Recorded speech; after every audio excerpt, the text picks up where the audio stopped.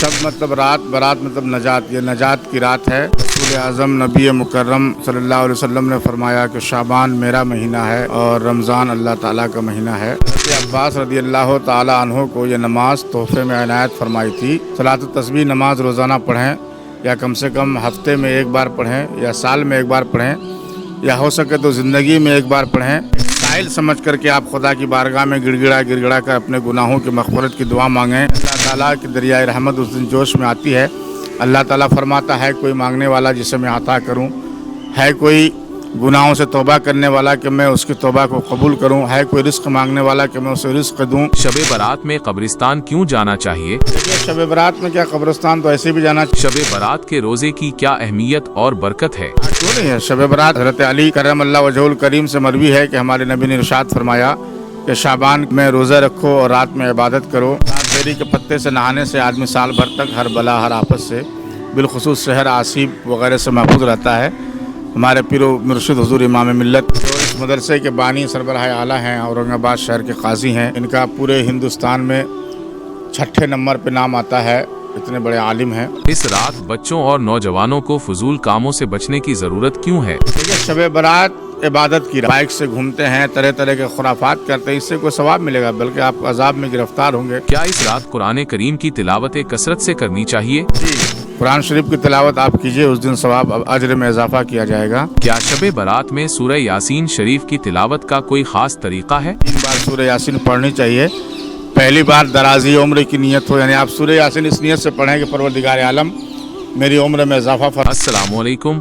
آج دارالعلوم فیضان سیدنا کے پرنسپل مفتی محمد افسر قادری موجود ہیں۔ شب برات کی کیا اہمیت ہے؟ دیکھیے شعبان کا مہینہ بہت ہی مبارک اور مقدس مہینہ ہے۔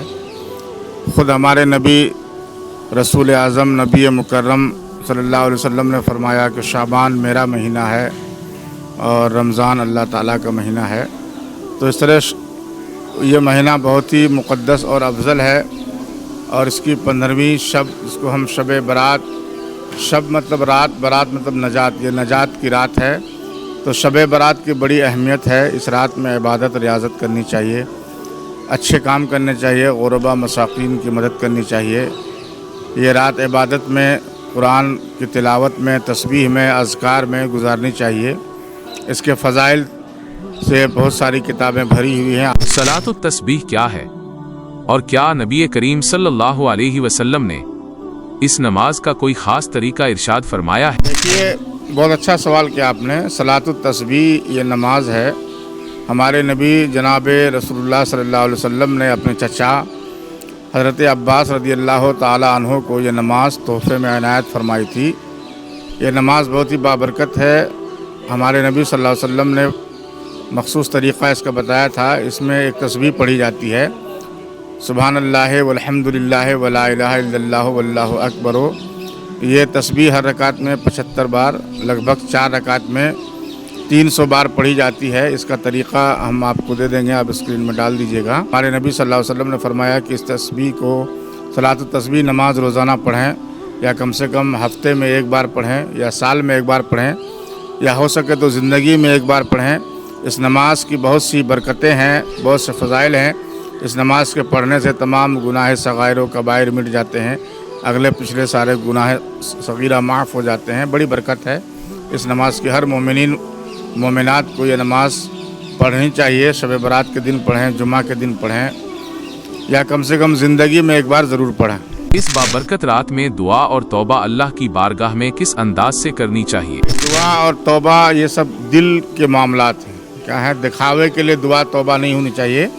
آپ کو خود پتہ چل جائے گا کہ میری دعا قبول ہو رہی کہ نہیں ہو رہی ہے۔ بالکل خلوص اور اللہیت کے ساتھ اپنے دل میں خشوع و خضوع پیدا کر کے، اللہ تعالیٰ کا خوف پیدا کر کے، اپنے کو بھکاری ایک سائل سمجھ کر کے آپ خدا کی بارگاہ میں گڑ گڑا کر اپنے گناہوں کی مغفرت کی دعا مانگیں، رزق میں کشادگی کی دعا مانگیں، ایمان و آخرت کی دعا مانگیں۔ آپ جتنا زیادہ ہو سکے آپ اللہ تعالیٰ سے رو کر گڑ کر خشوع و خضوع کے ساتھ دعائیں مانگیں اور اپنے تمام گناہوں سے توبہ کریں، تو اللہ تعالیٰ جو ارحم الراحمین ہے وہ یقیناً آپ کے توبہ قبول فرمائے گا، آپ کی دعا قبول فرمائے گا۔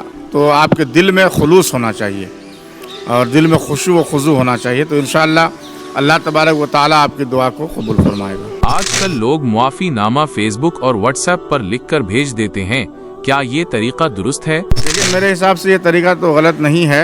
जनरली तौर पर लोग भेज देते हैं, भेजना चाहिए, लेकिन इसमें ये है कि हुकूकुल इबाद तभी आपके माफ़ होंगे जब आपने जिस शख्स के साथ कोई गलत काम किया है, तो जब तक वो शख्स जिसके साथ आपने कोई जुल्म ज़्यादती की है या कोई गलत रवैया इख्तियार किया है या किसी को सताया है, दुख दिया है, गाली गलौज किया है या ज़मीन हड़प किया है या माल और दौलत लूट लिया है, तो जब तक आप उस ख़ास शख्स से माफ़ी नहीं मांग लेते और वो माफ़ नहीं कर देता, तब तक ये माफ़ नहीं होता है। इसीलिए आप पर्सनली तौर पर जिन जिन लोगों से आपके मामलात चल रहे हैं, आप उनसे माफ़ी मांग लीजिए।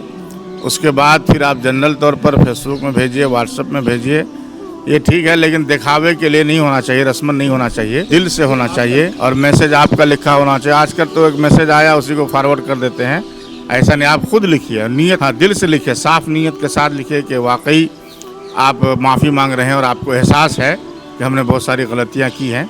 और जिनके बारे में आपको याद है आप उनको पर्सनल मैसेज कीजिए, उससे आप फ़ोन से बात कीजिए, जैसे भी हो, जो तरीक़ा हो, आप उससे माफ़ी मांगिए तो इंशाअल्लाह हो सकता है अल्लाह तबारक व ताला आपके खुलूस को देख करके आपके ख़ता माफ़ फरमा दे। शब बारात में कब्रिस्तान क्यों जाना चाहिए? देखिए, शब बारात में क्या, कब्रिस्तान तो ऐसे भी जाना चाहिए, लेकिन चूँकि शब बारात मखसूस रात है, उस रात दुआएं कबूल होती है, गुनाहों से नजात की रात है, रिज़्क़ बाँटी जाती है।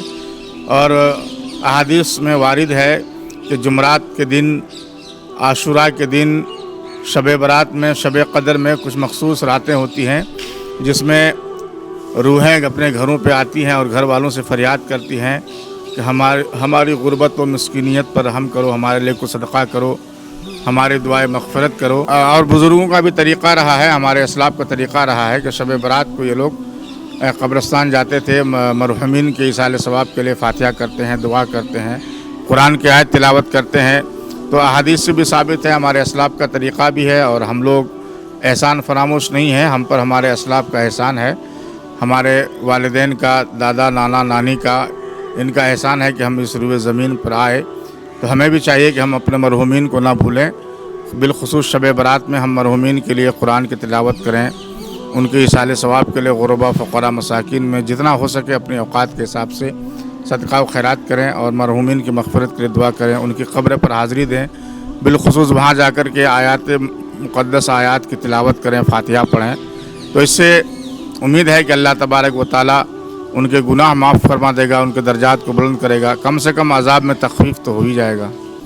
तो ये सब करना चाहिए। और ख़ुद परवरदिगार आलम कहता है, जैसा कि एक शायर ने उसकी तर्जमानी की है, हम तो माइल बकरम हैं, कोई साहिल ही नहीं, राह दिखलाएं किसे कोई तो रह रवे मंजिल ही नहीं। बहरहाल हदीस शरीफ में आया है कि अल्लाह ताला की दरियाए रहमत उस दिन जोश में आती है।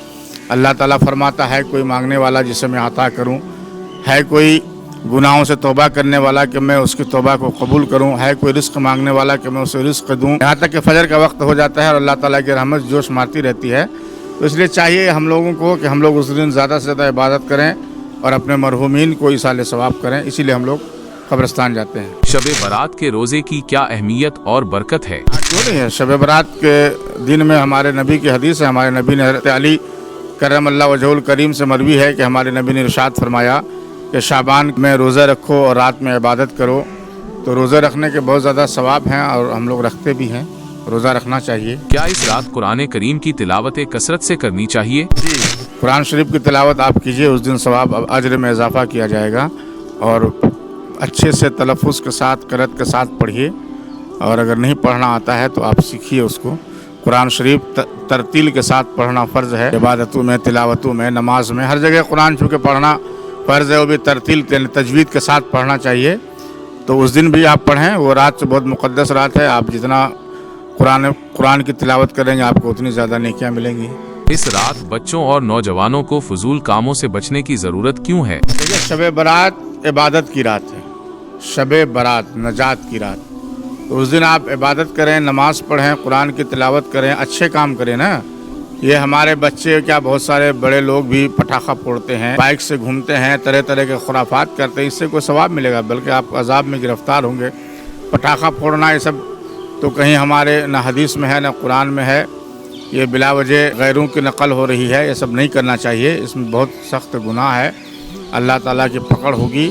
شب برات میں آپ عبادت کیجئے، آپ ان دنوں میں روزے رکھیں، زیادہ سے زیادہ نوافل پڑھیں، زیادہ سے زیادہ قرآن کی تلاوت کریں، تسبیح پڑھیں۔ آپ ایسا کام کریں کہ آپ کا رب خوش ہو جائے، آپ کے نبی خوش ہو جائیں، اور فضولیات سے بچیں۔ اس موقع پر بیر کے پتوں سے غسل کیا جاتا ہے، اس پر عمل کرنے کا طریقہ کیا ہے؟ جیسے ہم نے بزرگوں سے سنا ہے اور ہمیں خود معلوم ہے کہ شب برات میں 7 بیری کا پتا جو کٹا پھٹا نہ ہو، بالکل سالم پتے ہوں، 7 بیری کے پتے سے نہانے سے آدمی سال بھر تک ہر بلا ہر آفت سے، بالخصوص شہر آسیب وغیرہ سے محفوظ رہتا ہے۔ ہمارے پیر و مرشد حضور امام ملت اس کا طریقہ شب برات میں لکھ کر کے اپنے جو اس مدرسے کے بانی سربراہ اعلیٰ ہیں، اورنگ آباد شہر کے قاضی ہیں اور عظیم خانقاہ امجد شریف، جس میں قطب الاقطاب فرد الافراد سید السادات نائب غوث الثقلین حضرت سیدنا محمد قادری بغدادی آرام فرما ہیں، یہ وہاں کے سجادہ نشین بھی ہیں، بہت بڑے عالم دین ہیں۔ ان کا پورے ہندوستان میں 6 نمبر پہ نام آتا ہے، اتنے بڑے عالم ہیں۔ ان کے سینکڑوں مدارس ہیں، مساجد قائم کیے ہوئے ہیں۔ خود آپ جس مدرسے میں ابھی ہمارا انٹرویو لے رہی ہے، مدرسہ بھی انہی کا قائم کیا ہوا ہے۔ بغل میں جامعہ رقیہ للبنات لڑکیوں کا مدرسہ ہے۔ بڑا عظیم شخصیت ہے یہ۔ شب برات کے موقع پر بیری کے پتے اور دیگر عبادات وغیرہ کے بارے میں بالتفصیل وہ لکھتے ہیں اور اپنے پیج میں ڈالتے ہیں۔ جن کو بھی ضرورت ہو آپ ان کا پیج ملاحظہ کریں، انشاءاللہ آپ کو شب برات کی ساری تفصیلات مل جائے گی۔ کیا شب برات میں سورہ یاسین شریف کی تلاوت کا کوئی خاص طریقہ ہے؟ دیکھیے، سورہ یاسین تو ہمیشہ تلاوت کرنی چاہیے۔ یہ سورہ یاسین کے بارے میں کہتے ہیں یہ قرآن کا دل ہے، اور بالخصوص شب برات میں اس کے پڑھنے سے برکت بڑھ جاتی ہے اور ثواب بھی زیادہ ملتا ہے۔ اس کے پڑھنے کا طریقہ جو ہم نے بزرگوں سے سنا ہے کہ بعد نماز مغرب 3 بار سورہ یاسین پڑھنی چاہیے۔ پہلی بار درازی عمر کی نیت ہو، یعنی آپ سورہ یاسین اس نیت سے پڑھیں کہ پروردگار عالم میری عمر میں اضافہ فرما۔